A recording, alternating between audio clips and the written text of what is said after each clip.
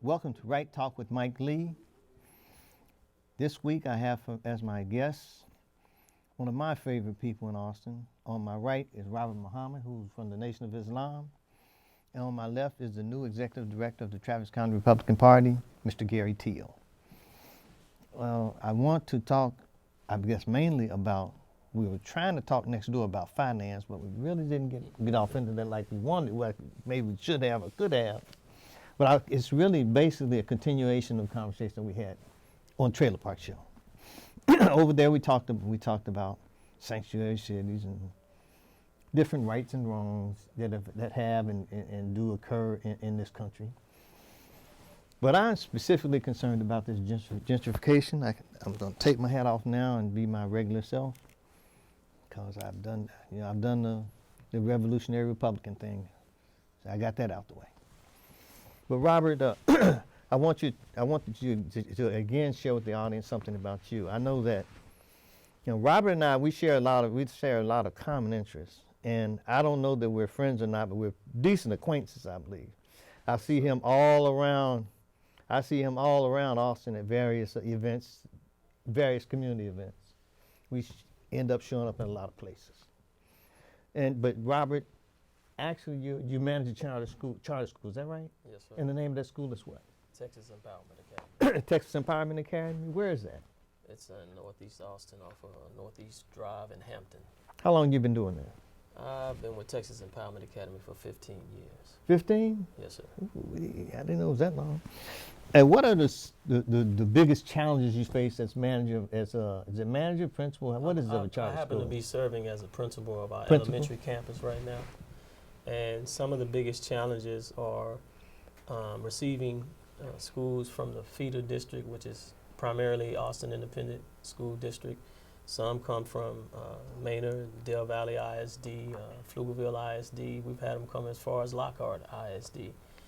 And the main challenge is, the biggest challenge is closing the gap between what they come in with as far as the level of education that they've received, and getting them to the point to where, many of them are not on grade level that we get. That was part of the purpose why we started our elementary campus, because we've been operating a middle school since 1998. And so we were doing such a good job with those students that came to us and turning them around. And nearly every year we would get a Gold Star award from the Texas Education Agency for the rate of student change, changing their scores. And so we figured that if we got an elementary campus, an elementary school, that we would be able to even do greater work, because we would get them sooner. And so we've now had the elementary campus. I think we're serving our 6th year. And that's the hardest thing, is getting them to closing that gap to where they are, getting them on grade level. And the objective of Texas Empowerment Academy is to get them above grade level. Okay. I had a question. What about recruiting of teachers and things like that? Is that challenging? Yes. Very. You say that with sort of with a smile, Robert. Well, because I would think, just to me, knowing nothing about that kind of thing, I would think that would be tougher. When you take into consideration this current state of the educational system, when you take into consideration the current state of African American students, Black students, Latino students, and their performance on standardized tests, and poor students in general, it takes a special type of educator. to reach them. You know, you can't be the type of individual that comes out of an institution that you just want to put a curriculum and put a lesson plan in front of students and think that they should grasp it. And that, no, because the students come and they have tremendous issues coming out of society, coming out of a home, coming out of the traditional public school system that has not traditionally done a great job with the poor. And so that's the most difficult. So we're trying to go back to an old school type of positioning where educators are individuals that have the love in their heart to educate. Not, I graduated with a degree, I'm going to get a teaching certificate, and I have a job. No, at Texas Empowerment Academy, if you have a job, then that's not enough. And you won't be very successful with the students and with the program. And so you have to love what you do. So passion counts. Oh, that's absolute. Passion is more than a resume. If you give me passion, I can tell you, there's a stack of resumes I look at on a yearly basis. And if I get 100 resumes, I may interview 5 people from out of that stack of 100 resumes. Now, gentrification is something that is, quote, I hear is happening in Austin. What is your feeling, what is your understanding about what it is, first of all, and how it may affect your operations out there at your school? Well, gentrification is, from my understanding, is when there is a certain segment of the urban community that is changed. And some studies say when a particular group of individuals come in that have a higher level of economic status, and they come in and they beautify the area, and they come in and buy up the property and those types of things. I would say for us, it doesn't really affect us, you know, because Austin, as I just mentioned, some of the districts where our students come from. You said Del Valley, Pflugerville, Manor ISD, Pflugerville ISD, Hutto, Lockhart, many different districts over the years. And we don't serve them all right now, but the primary ones are Manor, Pflugerville, Del Valley, and Hutto, and those districts. But because the construct of our school was not based on individuals living solely. We started out with individuals living solely in East Austin. We started with 7 students in a little house right here on 11th Street. And so now we have 2 campuses. Elementary campus has over 200 students. Middle school has over 100. So, but I'll say this, that because of the type of city that Austin is, you know, we don't have the little yellow bus that comes to your neighborhood and pick up the students. So our parents have to make the decision to get their children to school by any means that made available to them. So, I mean, they come from far and near. So, gentrification hasn't really affected us in that level, you know. But it affects our families because they are being pushed out, you know. But they still work in the city. You know, I work in the city, but I live in Manor, Texas. When my wife and I got to the point to where we considered purchasing property, Austin was out of the question. And that was 13, 14 years ago. So, you know, and many people didn't even recognize what was happening at that time period, but it was easier to purchase and it was cheaper to purchase outside of the city limits. Did you recognize it personally or professionally, or how did you most recognize it? Well, I'll tell you this, as a member of the Nation of Islam, we used to have our little mosque on 12th and Shikhan. And when we began to notice bike lanes coming in, we began to notice, and some of our members own property in that area, we began to notice business persons coming in, putting offers on the table that look like offers that you can't refuse, to a struggling business owner, to a struggling property owner. We began to hear stories about elderly women that their children were strung out on drugs or incarcerated, who had grandchildren that were either strung out on drugs or incarcerated, them falling behind in taxes, and developers, not developers, but investors coming in. And one lady, this true story, man came in, her gas was off. It was in the dead of the winter, if you want to call it winter here in Austin, Texas. But he offered to get her gas turned on, and he paid her taxes up.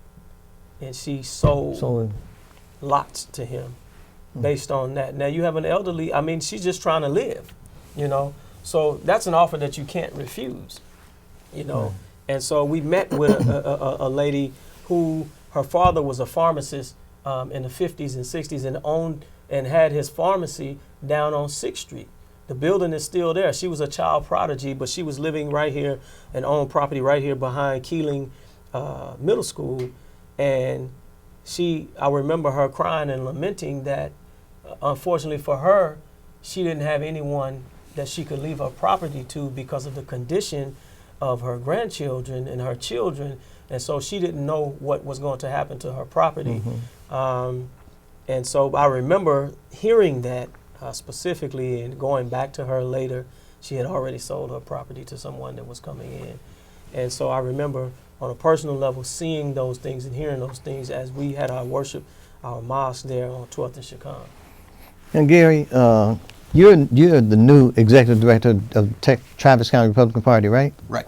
Where are you from? Tell the viewers something about yourself. I won't make it a long story. I'm a Texan. I grew up in Abilene. I went to school in Fort Worth, TCU, and grew up coming to Austin to see the Bluebonnets every year. And just always really loved Austin, loved coming down here. And went to Washington, D.C., and I got married to a New Yorker, and she did not want to live in Austin. So we talked about when it was time to buy a house, we'd probably have to move away from D.C. because it's more expensive. That's right. And at that time, 30 years ago, I said, well, we could buy a house in Hyde Park, nice one for $200,000. You can't do that anymore. No, sir. We thought maybe we'd move here when it was time to put the kids in school. But we put them in private schools in Washington, D.C. We just never moved back. And I missed Texas the whole time. So I'm back, and I'm very pleased to have this job with the Travis County Republican Party. And I'm not here speaking on behalf of the party. If I say anything intelligent, it's because of the party. If I say anything stupid, it's not the party's fault.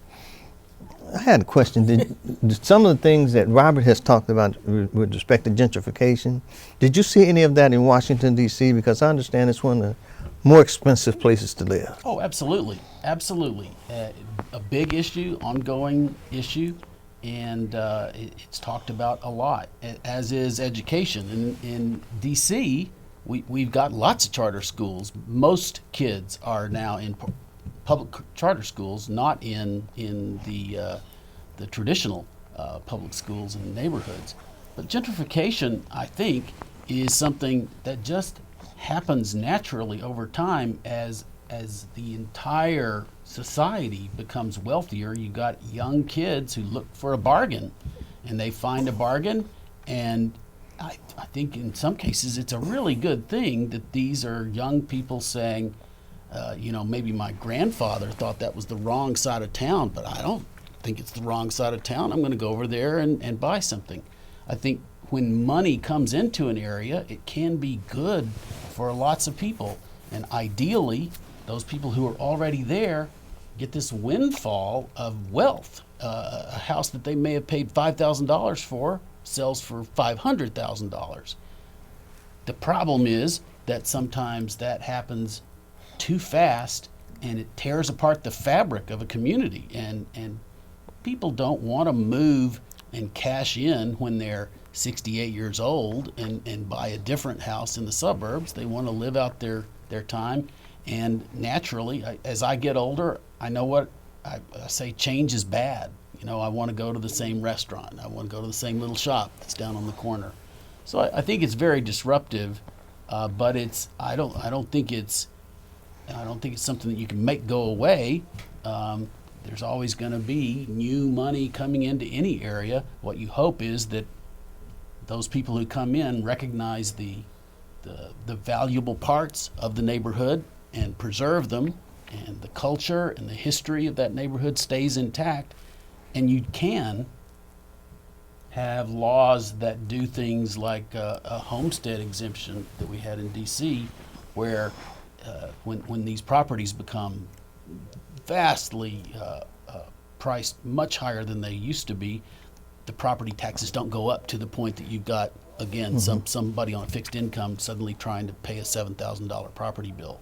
So if you can exempt retired people from the property tax rise, and you can do things to encourage people to be allowed to live out their lives in the neighborhood where they choose to live, then you certainly want to do something like that so that you can ease the chaos.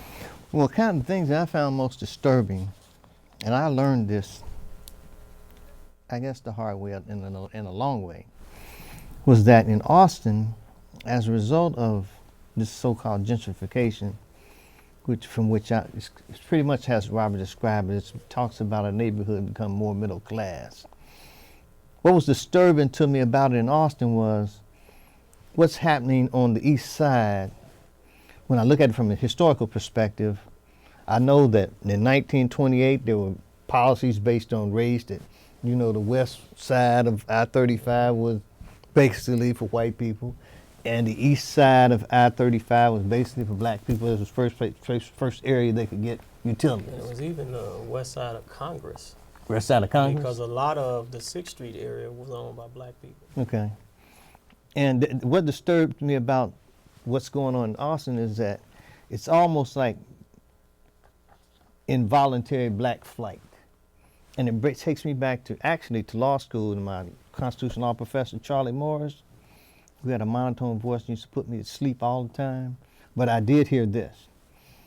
We were talking about civil rights, and he says, what if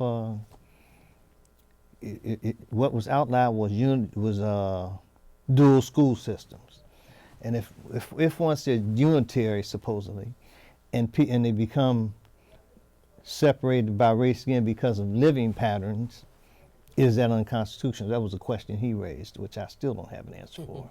But when I look at gentrification, I think about Charlie Morris again, in that because many African Americans who left the east side went to Pflugerville, go to Manor, go to Del Valley. And so essentially, when you really look inside the city of Austin, it's really segregated. As I believe the research indicates, it's one of the most segregated cities in the country. Yeah, in fact, they say it's the most liberal, the most economically segregated city in the country. And they're supposed to be so liberal here. Yeah, that's I think the danger of liberalism is that what exists and permeates in an environment of liberalism, this is my opinion, is the racism sneaks up on you. It's not outright. Just a kind of classmate of mine, high school classmate that I grew up with. His family owned a home right here on 11th Street. And it has been in his family since they emerged out of slavery. I saw him at the car wash a few years ago, before all of the development. He said, man, I meant to come and talk to you. I said, about what? He said, I love the city that I grew up in. He said, but I have a problem because the city sued me. I said, what do you mean? He said, they sent some people to me and told me that they wanted to buy the home. The city wanted to purchase my home. It was a little shotgun house. They had 2 of them. And he said, it's not for sale. And they said, well, we want to offer you some money for it. Think about it or whatever. He said, okay, there's nothing to think about. It's not for sale. They came back, gave him an offer. Did they condemn it? I hope they didn't condemn it. Yes. So this is what happened. So he even said, well, okay, once they took it, and they brought up his criminal background, his brother's criminal background, and they said, if you don't sell it, then our legal department is willing to file the lawsuit. Eminent domain. Eminent domain, right? So he said, well, at least let me put it on the market to see what it's worth. Now, here's a young man who has no idea of what the plans are for that corridor, right? So he doesn't know this Street Jones building is coming up that they put $5 million into. He doesn't know all of this stuff is about to happen. And so he knew when actually the Street Jones, he told me, he said when the streets sold their property, he knew he didn't have an alliance and allies to say, no, we're going to hold on to our property. And so he ended up selling his home for pennies compared to what it would be worth right now, sitting right behind Franklin's. And so he had to relocate out to Pflugerville. But these are the things that we've experienced and that we see that happen under gentrification. And so there is the beautification. I know one of the brothers, one of the members of the nation, lives in that area, and he was able to afford a home. He got homes built shortly after Council Member Eric Mitchell introduced this program. I think it was the Skip 1 or Skip 2, I don't know, whatever. I can't even remember that far back. But he was able to get a grant to get a home built, and there were a few black people that lived on that street. It was all black people. Now he's the only black person on the street because the taxes have gotten so high. Of course, there's a benefit for him because the value of his home has gone up tremendously, of course. But many of the individuals that lived on that street couldn't afford the taxes, so they had to sell and leave. And so this is what we experience by way of gentrification. And what I said on the other show is that when you have one ethnicity in a 10-year span increase by 400%, and then you have another one decrease by 60% and another one by 40%, this is a design.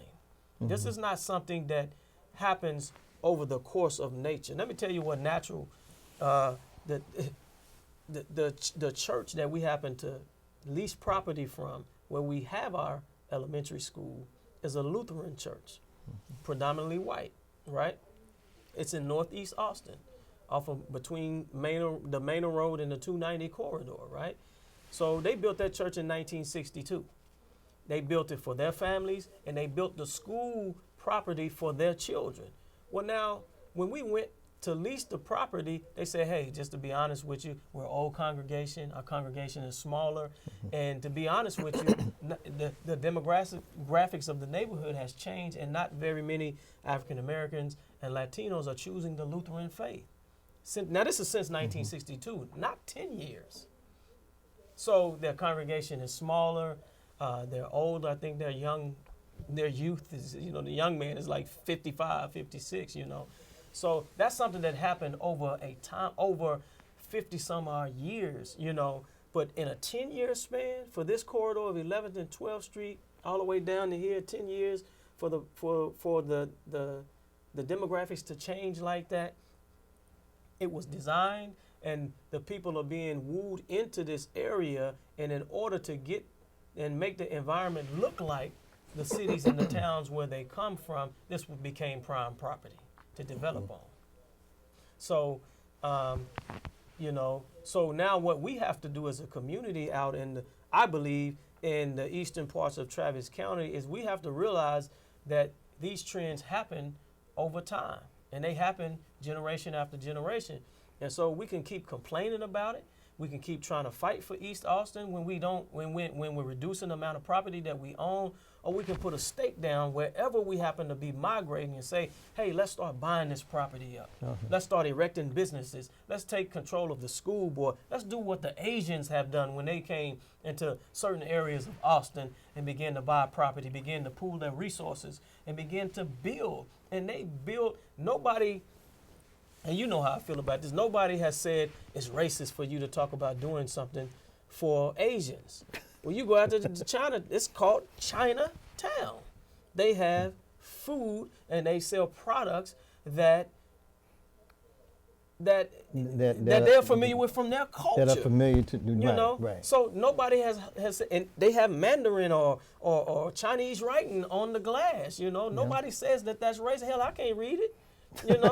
Right? But the minute that we as a people begin to start thinking for self and doing for self, which would get us a tremendous amount of respect from every ethnicity and every nation on the planet, the minute we begin to do that, someone from within our community starts saying, hey, that's racist. Thank you, Robert. Gary, I knew you got to have something to say to that. Well, yeah, I've always got something to say, and I really enjoy having these conversations, and I really appreciate you inviting me on your show. And I don't know Austin the way I know some areas where I've been living, but the pressures are the same, and I think that it's simply a fact that well-meaning liberal governments cause problems sometimes when they set out to do something that would beautify a depressed area. They all went to school at some place they lived in a place that had bicycles and that kind of thing, and they want to build a little Brooklyn here in East Austin. And I think you're right. They say we need some investment in this area. Not nail salons, not wig shops. We want a Starbucks. We want a Talbot's. We want some upscale stuff. And I don't think that they're aware of what they're doing. I don't think that they're evil people, and I don't think it's a plan. But I think that those economic development people, they just don't realize what they do to a community when they do that kind of incentive for upscale companies. In D.C., we had the riots in '68, and some of those corridors, like 7th Street and 8th Street Northeast, they didn't recover, for a generation or two. And then 8th Street started to come back, and you started to see little shoestring businesses, but the district planners wanted a trolley car. This is a theme with liberals. They like choo-choo trains. They love to have a train. That's what they want. Well, that's what happened here. That's a little train they can move and play back and forth with. It doesn't help poor people. It doesn't help the downtrodden. It's just that it makes it seem more like Europe to them, and they sort of like that, I think. They also hate plastic bags. Those are the two things they like. They don't like plastic bags, and they do like trains. So they're the ones that cause you to have to carry within the first few months, a year of no plastic bags. You walk into HEB and you forget. Right. You look like you're stealing something. Right. And if you're a 40-year-old mom and you got 3 kids you got to get to school, and you got a couple of parents that got to go to a doctor appointment, they say, ride a bicycle. It'll be better for the environment. Ride a bicycle. And I don't think they're evil people. I don't think they're setting out to make life more difficult for someone who's not young like they are, but that's the effect. And I think that there have been some efforts at the city council to make Austin more affordable, and they're getting shot down. And it's not getting shot down by Don Zimmerman or Ellen Troxclair. It's getting shot down by the people who are saying, no, we got this under control. We've got this under control, and we don't want affordability. We want a sort of a liberal paradise where there's all kinds of regulations, and we can make our city, beautiful. And again, this is a city that is losing minority population. It's one of the few in the country, and I think it's because of the leadership of the city. It's the only one that is among the top 10 of the fastest growing cities in the country that's losing. Exactly. The African American population. Exactly. And it's the 4th largest group now, smaller than Asians. You got whites, Hispanics, Asians. Those are the top 3 groups here, and that is a direct result. And again, I'm not claiming, in my view, I don't think that the city council had a little meeting in the back room and said, let's get all of the Negroes out of here. I don't think that they did that. But I think that they had this vision for this beautiful little city with trains and no plastic bags and bicycles everywhere, and their actions have led to this result. Well, I'll say this, that... So you think it was unintended? I don't think it was intended, but I think that they should have figured out a long time ago what was happening, and they should have intended to protect. Well, they damn well now should see. Well, and that's the problem, is that when you have an oppressed population, or you have a poor population, or you have a marginalized population, that when decisions are being made, those things aren't taken into consideration. But like somebody just said on the show we were just on, is that the endangered salamanders down in Barton Springs have property rights that people in East Austin don't have. And so I think, and the reason I say planned is because this is not the first liberal city that has been gentrified. No. So Right. there's some history there that when we start planning, even when the vision hits the table and you go and you start studying other cities that have beautified and have gentrified, somebody had to bring up a study that said these are the side effects of this. And this is what you're going to have to face. And somebody, before this happened, had to look at that. A group of people looked at it and said, you know what, we'll deal with it when it happens. But this is more important. Us building these townhomes right here. Our school was on East 10th Street, and we didn't have a gymnasium. And so our children they had PE in the field. Now we're on the corner of 11th Street, right across from Franklin's, where these townhomes are right now. That's where our children played, and they had PE, and they played flag football, and they did things right there because that's what we had at that time period. And so, it's funny that you asked that question because I can think of now.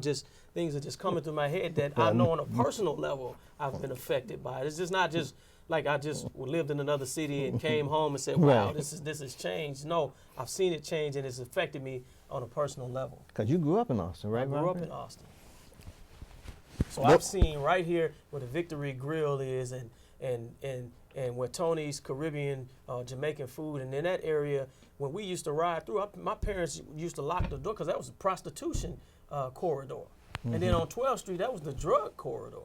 And so you had little black businesses up and down there, but at nighttime they were closed, and that was the strip. And so Was red I light had, zone? matter of fact, my superintendent, when he was finishing college, he lived right over here off of between 11th and 12th Street, where when he wanted his little boy, when he was 3 and 4 years old at the time, when he wanted to take him to the park, where he literally had to run crack dealers and crack users off the porch and off the park and say, I don't care what you're doing right now. You can't do it right now while my son is out here playing.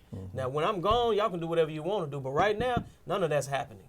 And so, yes, it has affected us. And now you see a lot of that same traffic that we saw on 12th and Chicon in the alleys. We're starting to see it on Maynard Road and Rocky Lane. But there now is some gentrification in that area where you see the development of apartment complexes that used to qualify as Section 8 housing that are now being, maybe they would call remodeled. They look the same to me, but where an apartment went for $500 and some odd dollars, they're now $1,700 and $2,000. And so I'm saying, well, the people in this area can't afford that. So they're connecting that corridor now with the Mueller. So that's the next Oh, snatch. absolutely. That's the next snatch. Tell you something Shannon Jones told me years ago. He said the highest concentration of new HIV/AIDS cases are in that 78723 area, but particularly in those that have addresses in that Maynard and Rocky corridor.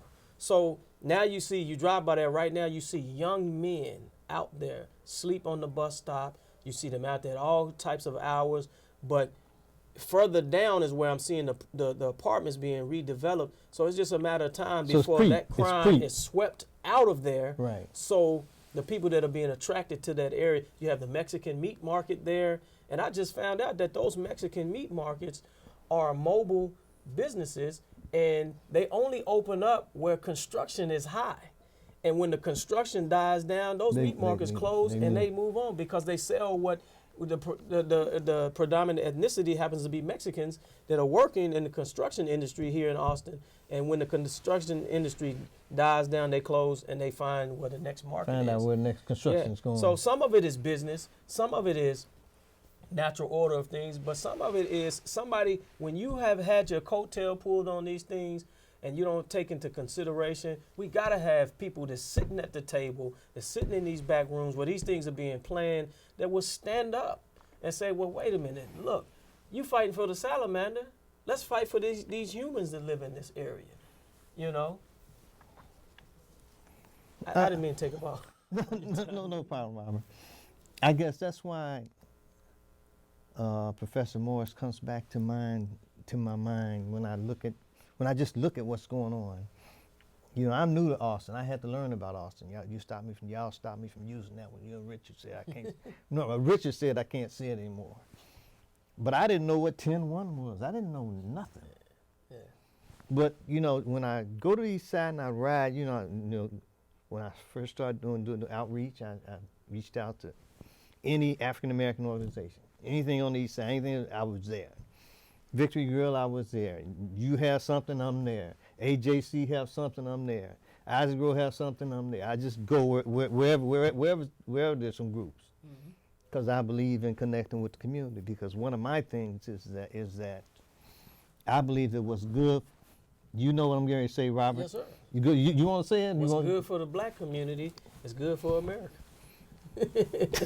No, that's what you said. That's what I said. Okay, well, what you say? I say it's good for the community. It's good for the you community. You say it's good for you run with it. You say it's good for America and good for the world. That's right. You're right.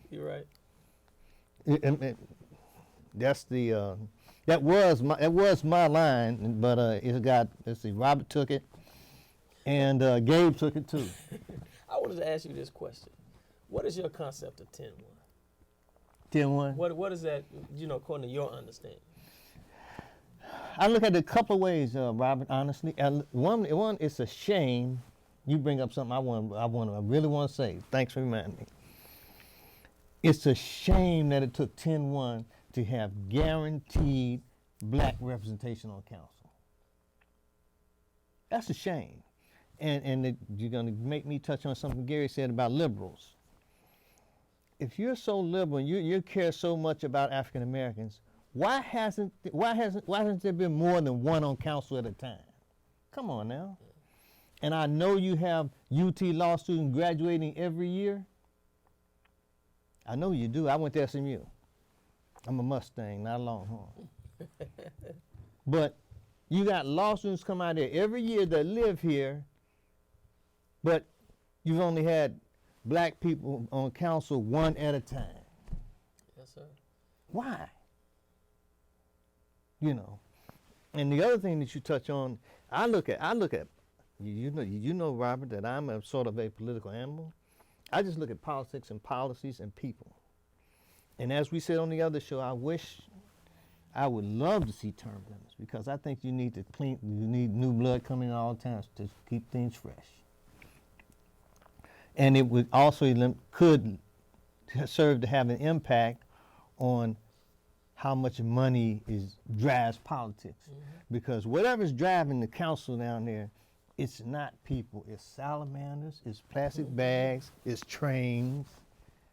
It's not people and businesses, particularly there on the east side. I've since met, Sam's Barbecue, Brian Mays. Yes, sir. I've had Brian on my show. I've learned a lot from him. And he's one of the few businesses that's still on the east side. One of the few, very few. And he can tell you exactly how many there were there, and that he's the only one, still one of the few left, and he's been there for 40 years. And by the way, we're going to have a kickoff meeting there on the 20th. You know, I'm a shameless pander. But we're having an MLK kickoff meeting. MLK is an organization that I founded along with Gabe Neal and my wife. And what we're trying to do is we're trying to make the Republican Party relevant, really. Because in this county, it's like a 65-35 county, which made me wonder why the hell you came down here. It's just you must be kind of nuts like me. But I think that one of the solutions to at least begin to try to change things is for certain political behavior to change. And I believe that this ownership of the black community by the Democratic, as Eldridge Cleave would say, the Democratic Pig Party, needs to end, because it's not really serving us, that I can see. Right. And if something isn't serving you, why not try something new?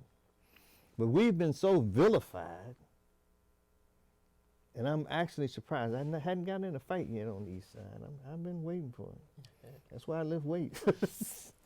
But that's one of the reasons I go. That's why we run into each other all the time, Robert. If you know if something going on over the east side, you know I'm liable to show up. I don't care if it's a Saturday, Sunday, Monday. I don't care when it is. But I am personally concerned about my community, and I know that the party itself, at least, especially leadership, I can't speak for every person, but I know it is also concerned, and we want to become relevant, because 65-35 is not cutting it for us, and it's not cutting it for the east side. Well, So we want to at least offer an alternative, consider something, because I believe if we get more people who are conservative minded on council, that at least there's a chance that the needs of humans on the east side might be considered. We know right now they're not being considered at all. well, I'll say this, that we're not party driven. We're results driven. We have no permanent friends, no permanent enemies, but permanent interests. But I'll say this about 10-1 for me, because they had a gentleman's agreement for years that there will always be Right. representation of the black community on the council. They had a token. But it's interesting to me. You call it a conspiracy. It's Robert Muhammad's conspiracy. That is interesting that at the height of gentrification, at the height of the migration of, they call it black flight in the city of Austin, in the city limits, that 10-1 passes. So even though we have representation right now, if we continue, because I can't vote in the city election, because I live outside of the city limits. I can vote in the county elections, but I can't vote for council because I'm not in the district anymore. But what happens in the city, because I work in the city, I shop in the city, I live, the only thing I do outside of the city is sleep. But I can see in 5 to 10 years, if this 10-1 thing stays in place, that representation that we thought it was going to that, so we could have some representation, will change. And it won't be about the representation of an ethnicity. It'd be about the representation of the demographics of that area. And so I just thought it was tremendously convenient that at the height of gentrification that this 10-1 thing passes, because I heard about it years ago. That they had been moving to that this years ago. And so For real? yes, sir.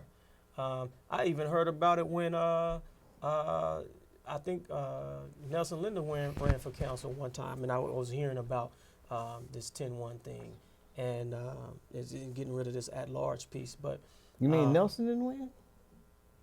Nelson, I need to study. I need to study that. he didn't win. I got some more homework to do.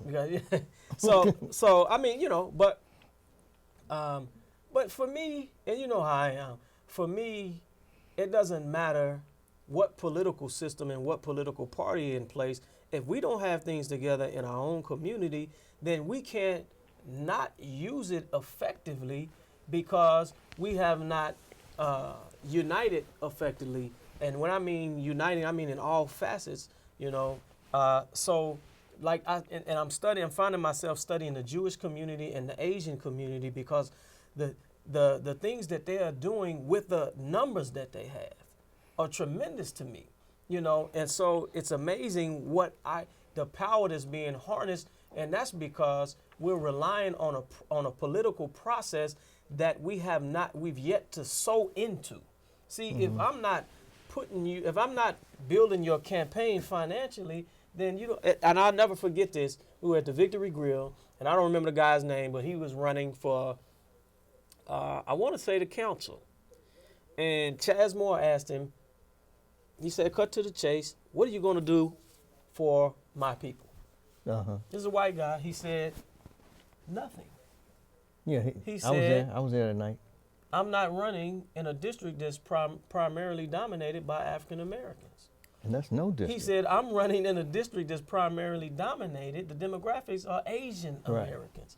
He said, so I'm going to be working on their behalf. He said, the most I can promise you is that I will be willing to work with whoever you put in office in your district to ensure that some things get done in your part of town. He said, well, hey, You know, and I smiled because I said, here's an honest man. he just told it like it I was. mean, you know, and so that's a part of why.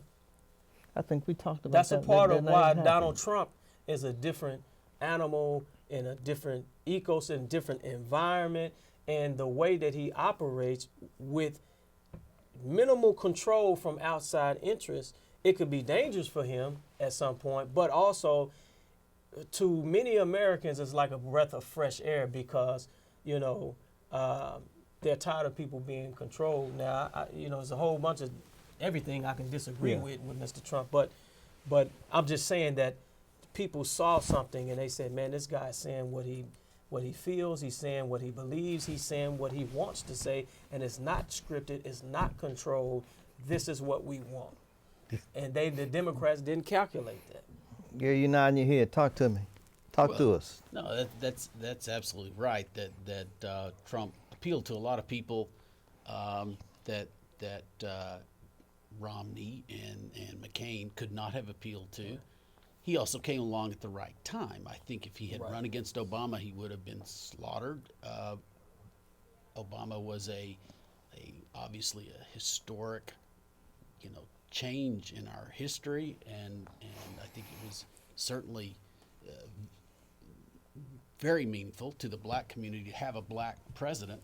But I think now that's done, and his term is over, and I think a lot of voters looked at the difference between Hillary Clinton and Donald Trump, and it wasn't clear to them the way it was before with Obama versus Romney. They looked at Hillary and they didn't see somebody who they thought was on their side, and they listened to Trump. And I think there's a great hunger to hear from politicians who will speak straight and talk to us. Yeah, and I mean, a lot of people are angry with the nation because, I mean, we did a lot of exposing of Hillary Clinton during the election, and because we didn't want black people just to be, you know, you just can't you have to take into, I mean, you know, he kept calling her crooked Hillary, and, you know, when you look at the history, I mean, and you know, Bill Clinton came on the scene and played the saxophone on the Arsenio Hall show. But we lost more in government aid and incentives and even positions under his administration, you know, which is good and bad, you know. And so, and then this crime bill comes in, and then this labeling black men, young black males as super predators from her mouth, you know. And so, you know, when you take all of those things into consideration, if now you're into politics, now if you will label a group of people, of course you could say, nah, I'm not talking about all of them, you know, but what is the policy of your husband's administration and your political existence? What if you look at a certain people a certain way, then what type of policies are you going to back and that you're going to help be put into place? And that crime bill was devastating to the black community. I mean, we're still reeling from the effects of that. I have two cousins convicted of selling and the distribution of crack cocaine. Well, I have more than two, but I'm just talking about two in particular. But one of them ended up doing 12 years of federal time, but he was sentenced to 25. But it wasn't until the crack laws, we call them, changed that his remaining time was overturned. He was able to come, his sentencing, he was able to come home. The same with another cousin of mine. And so, but when you think about young men who are involved in, it's crime, yes, it's crime, but the sentence is being handed out disproportionately based on this particular drug. Is predominantly, we can say it's not racist, but it's predominantly found in the black community. Powder's predominantly found in the white community, but the sentencing is disproportionate. And so a lot of families were destroyed during that particular time period, and there are people that are just now coming home that their children are adults now and didn't get the proper rearing because, and yes, you know, Pokey said one time we were on his show, he said, look, Robert, yeah, okay, the white man put drugs in the community. This is what he said. The white man's put drugs in your community, but who told the black guys to pick it up and sell it? And I said, well, yeah, you got a point there, but damn, I mean, if you're going to put something in the community, how about putting some jobs in the community? How about putting some financial opportunities in the community? How about putting proper education in the community? How about putting all of these things in the community rather than, something to fund a conflict somewhere? So, but I think I agree with you. He came at this time and he was able, the same way Obama came during a specific time period and he was able to tap into, it was unprecedented how much money he raised via social media and the internet and the young people that supported him. And that was his time, and it was the right time for that particular thing to happen. And although I call the election of Donald Trump a backlash, but he came during the right time after having 8 years of Obama. And Obama was a black man. I'm proud to say that a black man was at the helm of the presidency of the United States of America. But when we look at his record, I'm sorry, he didn't do a lot at all for the black community. I'll just be honest with you, So, but I think we stand a better chance of brokering the deal of the century with President Trump. The one thing we know, he'll make a deal. He was one of the things that happened during this campaign that I respected a lot. And it didn't surprise me, but I call it, he pulled out Don King. Well, that's not surprising to me. Who at one point was in jail with my older brother. Hi, Charlie. That's my brother out there. Who's done off and on over 50 years in prison. Mm-hmm. And I just said to myself, now, any man, but I knew he was going to win 6 months before the election, for real. I was in Houston, pumping gas. And there was a woman came in the gas station with a car full of kids, and I had a conservative value type book. I said, hey, you might want your kids to read this. And she says, I don't talk politics to anybody. I don't talk politics. I said, okay. And I gave her my card that showed I did outreach for the Travis County Republican Party. And I had a new best friend. Mm-hmm. And I came home and I told my wife, I said, you know what? It's going to be some people come out for Trump that probably never voted before. But they're coming out. That's what happened. They're coming out. That's exactly what happened. I made $100 bet with somebody that I'm still trying to collect on when he's coming down the escalator. He can't be a Hillary, I say. And I thought to myself, Hillary had a hard time with Bernie Sanders. Yeah. So it's not like she's a hell of a campaign. Right.